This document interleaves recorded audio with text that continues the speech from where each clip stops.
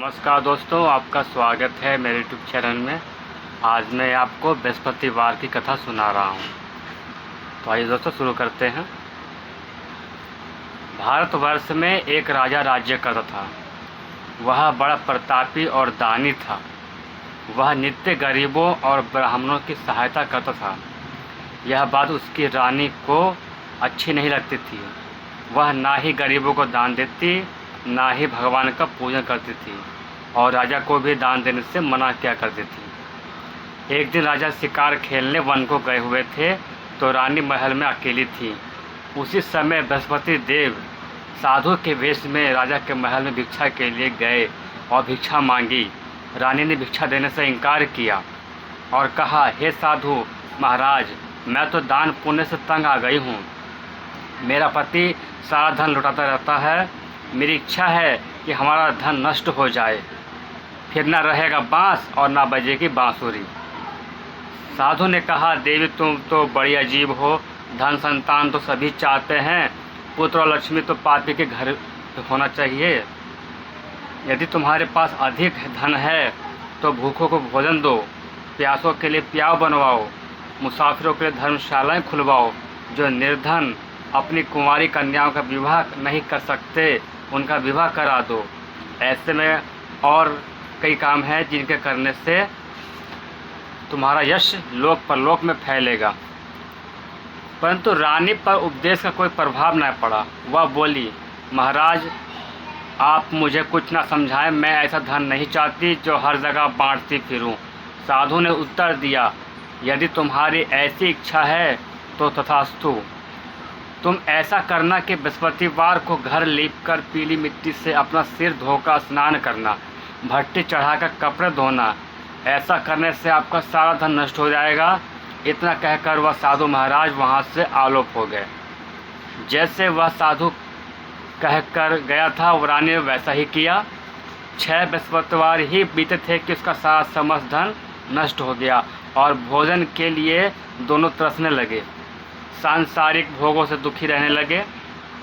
तब वह राजा रानी से कहने लगा कि तुम यहाँ पर रहो, मैं दूसरे देश में जाता हूँ, क्योंकि यहाँ पर मुझे सभी मनुष्य जानते हैं, इसलिए कोई कार्य भी नहीं कर सकता।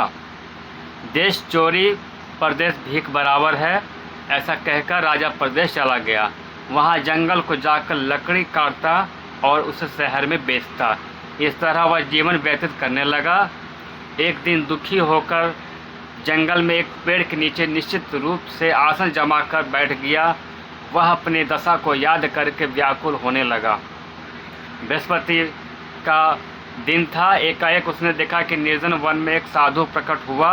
वह साधु भेष में स्वयं बृहस्पति देवता थे। लकड़हारे के सामने आकर बोले, हे लकड़हारे, इस सुनसान जंगल में तू चिंता मग्न क्यों बैठा है?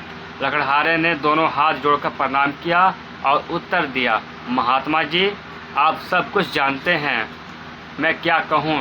यह कहकर वो रोने लगा और साधु को आत्मकथा सुनाई। महात्मा जी ने कहा, तुम्हारी स्त्री ने बृहस्पति के दिन वीर भगवान का निरादर किया है, जिसके कारण रुष्ट होकर तुम्हारी यह दशा कर दी गई है। अब तुम चिंता को दूर करके मेरे कहने पर चलो तो तुम्हारे सब कष्ट दूर हो जाएंगे और भगवान पहले से भी अधिक संपत्ति देंगे। तुम बृहस्पति के दिन पाठ किया करो। 5 रुपये के चने, मुनक्का मंगलवार उसका प्रसाद बनाओ और शुद्ध जल के लोटे में शक्कर मिलाकर अमृत तैयार करो। कथा के पश्चात अपने सारे परिवार और सुनने वाले प्रेमियों में अमृत व प्रसाद बांटकर आप भी ग्रहण करो। ऐसा करने से भगवान तुम्हारी सब कामनाएं पूरी करेंगे। साधु के ऐसा वचन सुनकर लकड़हारा बोला, हे प्रभु, मुझे लकड़ी बेचकर इतना पैसा नहीं मिलता जिससे भोजन करने के उपरांत कुछ बचा सकूं। मैंने रात्रि में अपनी स्त्री को व्याकुल देखा है। मेरे पास कुछ भी नहीं जिससे उसकी खबर मंगा सकूं। साधु ने कहा, हे लकड़हारे, तुम किसी बात की चिंता मत करो। बृहस्पति के दिन तुम रोजाना की तरह लकड़ियाँ लेकर शहर को जाओ। तुमको रोज से दुगना धन प्राप्त होगा, जिससे तुम भली भांति भोजन कर लोगे तथा बृहस्पति की पूजा का सामान भी आ जाएगा। इतना कहकर साधु अंतर ध्यान हो गए। धीरे धीरे समय व्यतीत होने पर फिर वही बृहस्पतिवार का दिन आया, लकड़हारा जंगल से लकड़ी काटकर किसी शहर में बेचने गया। उसे उस दिन और दिन से अधिक पैसा मिला। राजा ने चना गुड़ आदि लाकर गुरुवार का व्रत किया। उस दिन से उसके सभी क्लेश दूर हुए। परंतु जब दोबारा गुरुवार का दिन आया तो बृहस्पतिवार का व्रत करना भूल गया। इस कारण बृहस्पति भगवान नाराज हो गए। उस दिन से उस नगर के राजा ने विशाल यज्ञ का आयोजन किया था तथा शहर में यह घोषणा करा दी कि कोई भी मनुष्य अपने घर में भोजन न बनावे, न आग जलावे, समझ जनता मेरे यहाँ भोजन करने आवे। इस आज्ञा को जो ना मानेगा उसके लिए फांसी की सजा दी जाएगी। इस तरह की घोषणा संपूर्ण नगर में करवा दी गई। राजा की आज्ञा अनुसार शहर के सभी लोग भोजन करने गए, लेकिन लकड़हारा कुछ देर से पहुंचा, इसलिए राजा उसको अपने साथ घर ले गए और ले जाकर भोजन करा रहे थे तो रानी की दृष्टि उस खूंटी पर पड़ी जिस पर उसका हार लटका हुआ था। वह वहाँ पर दिखाई ना दिया। रानी ने निश्चय किया कि मेरा हार इस मनुष्य ने चुरा लिया है। उसी समय पुलिस को बुलाकर उसको जेल खाने में डलवा दिया। जब लकड़हारा जेल खाने में पड़ गया और बहुत दुखी होकर विचार करने लगा कि न जाने कौन से पूर्व जन्म के कर्म से मेरे लिए दुख प्राप्त हुआ है, और उसे साधु को याद करने लगा जो कि जंगल में मिला था। उसी समय तत्काल बृहस्पति देव साधु के रूप में प्रकट हो और उसकी दशा को देखकर कहने लगे, अरे मूर्ख, तूने बृहस्पति की कथा नहीं करी, इस कारण तुझे दुख प्राप्त हुआ है। अब चिंता मत कर, बृहस्पतिवार के दिन जेल खाने के दरवाजे पर 4 पैसे पड़े मिलेंगे, उनसे तो बृहस्पति देव की पूजा करना, तेरे सभी कष्ट दूर हो जाएंगे। बृहस्पति के रोज उसे 4 पैसे मिले। लकड़हारे ने कथा कही। उसी रात्रि को बृहस्पति देव ने उस नगर के राजा को स्वप्न में कहा, हे राजा, तुमने जिस आदमी को जेल खाने में बंद कर दिया है वह निर्दोष है, वह राजा है, उसे छोड़ देना। रानी का हार उसी खूंटी पर लटका है, अगर तू ऐसा नहीं करेगा तो मैं तेरे राज्य को नष्ट कर दूंगा। इस तरह रात्रि के स्वप्न को देखकर राजा प्रातःकाल उठा और खूंटी पर हार देखकर लकड़हारे को बुलाकर क्षमा मांगी तथा लकड़हारे को योग्य सुंदर वस्त्र व आभूषण देकर विदा किया तथा बृहस्पति देव की आज्ञा अनुसार लकड़हारा अपने नगर को चल दिया। राजा जब अपने नगर के निकट पहुंचा तो उसे बड़ा आश्चर्य हुआ। नगर में पहले से अधिक बाग, तालाब और कुएं तथा बहुत सी धर्मशाला, मंदिर आदि बन गई हैं। राजा ने पूछा, यह किसका बाग और धर्मशाला है? तब नगर के सब लोग कहने लगे, यह सब रानी और बांदी के हैं। तो राजा को आश्चर्य हुआ और गुस्सा भी आया। जब रानी ने यह खबर सुनी कि राजा आ रहे हैं तो उसने बांदी से कहा कि हे दासी, देख, राजा तो हमको कितनी बुरी हालत में छोड़ गए थे, हमारी ऐसी हालत देखकर वह लौट ना जाएं, इसलिए तू दरवाजे पर खड़ी हो जा। आज्ञा अनुसार दासी दरवाजे पर खड़ी हो गई। राजा आए तो उन्हें अपने साथ लिवा लाई। तब उन्होंने कहा, हमें यह सब धन बृहस्पति देव के इस व्रत के प्रभाव से प्राप्त हुआ है। राजा ने निश्चय किया कि राज की 7 रोज बाद तो सभी बृहस्पति देव का पूजन करते हैं, परंतु रोजाना दिन में 3 बार कहानी कहा करूँगा, रोज व्रत किया करूँगा। अब हर समय राजा के दुपट्टे में चने की दाल बंधी रहती तथा दिन में 3 बार कहानी कहता। एक रोज राजा ने विचार किया कि चलो अपने बहन के यहाँ हो आवे।